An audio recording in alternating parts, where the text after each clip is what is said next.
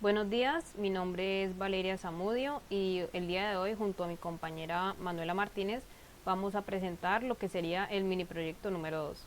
Vamos a empezar por la interfaz.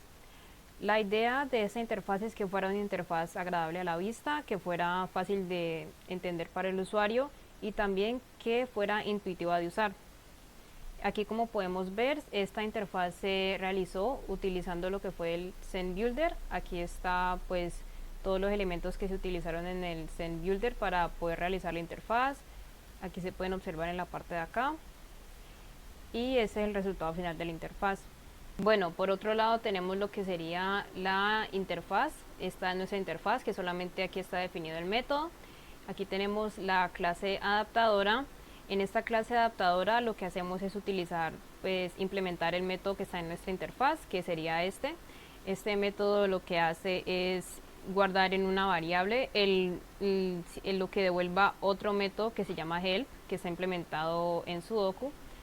Dependiendo de lo que devuelva, sea true o false, esto llama a otro método que llama apply help, si es que devuelve true. Y aquí devuelve el resultado de help result. Bueno, tenemos también lo que sería la, la clase interna, que sería esta que se llama coordinate, que está dentro de la clase Sudoku. Esta clase lo que hace es definir lo que es las coordenadas de de cada una de las celdas. Y aquí tiene un método equals, el cual lo que hace es comparar dos coordenadas. Esto recibe un objeto genérico y compara si el objeto que está guardado en memoria es igual al objeto que se está comparando. Si esto es verdad, pues revuelve true, de lo contrario devuelve false, o si son de diferente clase.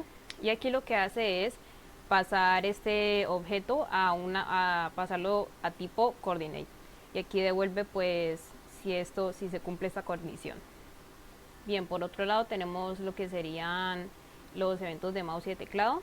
Aquí tenemos unos eventos de mouse que se generan a la hora de hacer clic en los botones de ayuda, de resolver y de verificación. Acá se puede ver lo que son los eventos. Este es el evento de ayuda, que pues básicamente gestiona las ayudas, cuántas ayudas se han usado, y muestra pues lo que son mensajes dependiendo de pues lo que se le haya requerido. Aquí está el método de resolver, el que se genera cuando se le da clic al botón de resolver. Y aquí está el botón de verificación, que lo que hace es verificar si la solución que ha dado el usuario es una solución correcta. Bien, por otro lado tenemos el patrón modelo vista controlador, que aquí se puede observar. Tenemos el controlador, que es Sudoku Controller, el modelo, que son pues la clase Sudoku, que es como lo que se encarga de generar el tablero en donde va a jugar el usuario. Tenemos acá también las interfaces y el adaptador. Y aquí tenemos pues el stage, que sería pues sí, en donde se va a aparecer pues todo lo que se genera con Sudoku. Bien, por último podemos observar que el código de todo el juego se ha hecho en inglés. Esto se aplica para todas las clases que hemos hecho. Aquí se puede observar en las diferentes clases. Hola, mi nombre es Manuela Martínez y yo voy a hablar un poco sobre lo que fue la estructura de datos que utilizamos en el proyecto.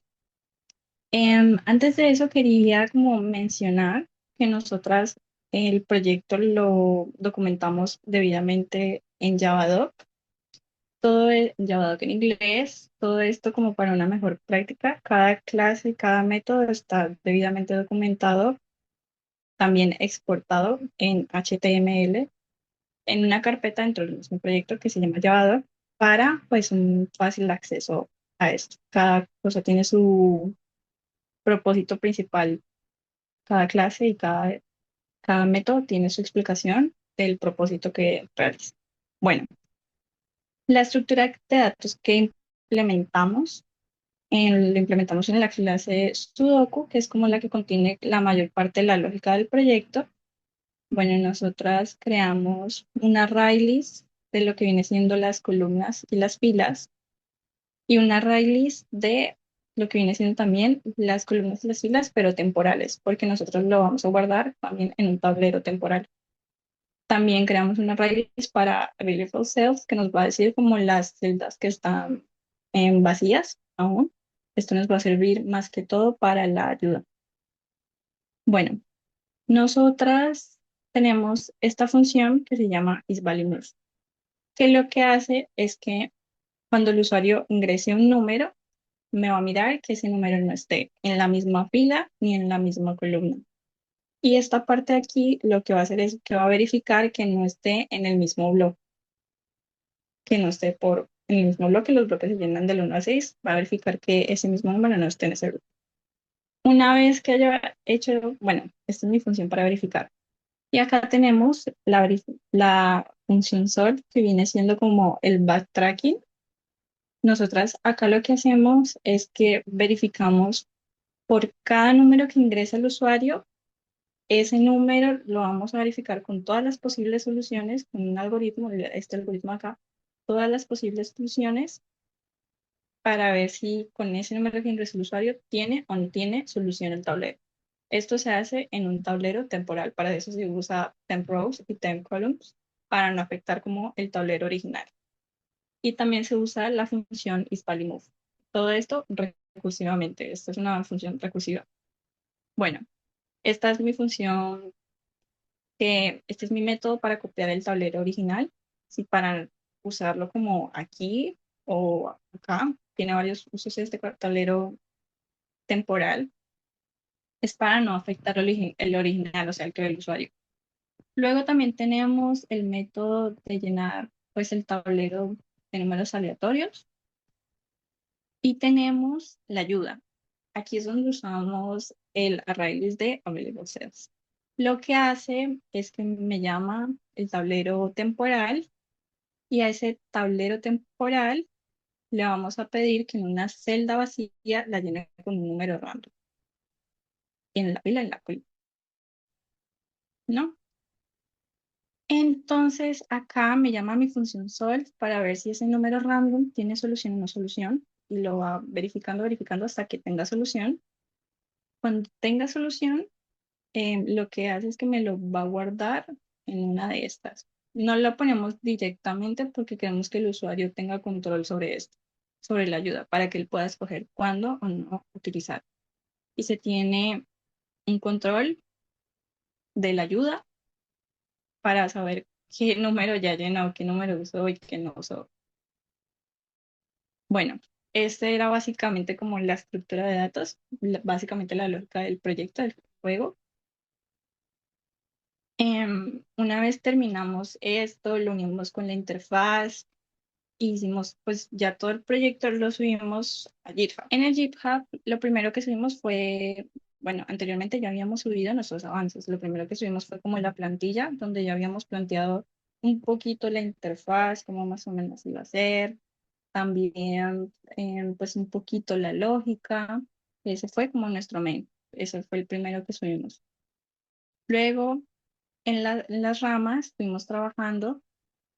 Mi compañera subió Develop, que es donde ya había implementado bastante la interfaz. Y yo lo que hice fue la última versión del proyecto, donde esa interfaz que había implementado mi compañera, yo verificaba que la lógica siguiera funcionando porque había cosas que dejaron de funcionar. Entonces, pues fui arreglando eso que había faltado en la lógica. También lo de la ayuda, implementamos lo de la ayuda. Y esta fue como nuestra versión final del proyecto.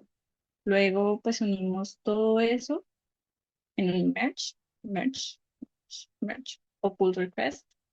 Lo unimos todo y quedó esta versión del proyecto, que es la versión final. Bueno, ahora voy a proceder a jugar el juego. Aquí lo voy a ejecutar para mostrar las historias de usuario que son requeridas para ese mi proyecto. Como principal tenemos pues la interfaz, que es una interfaz fácil de entender, que es intuitiva para el usuario. Como segundo tenemos la verificación de entradas. Aquí, por ejemplo, el juego no deja ingresar números que sean mayores que el 6 y menores que el 1, automáticamente lo bloquea. Y tampoco deja ingresar lo que son caracteres que no sean números. Aquí, si yo tengo un número que está repetido ya sea en la fila, la columna o el bloque, él automáticamente me muestra lo que es la advertencia correspondiente.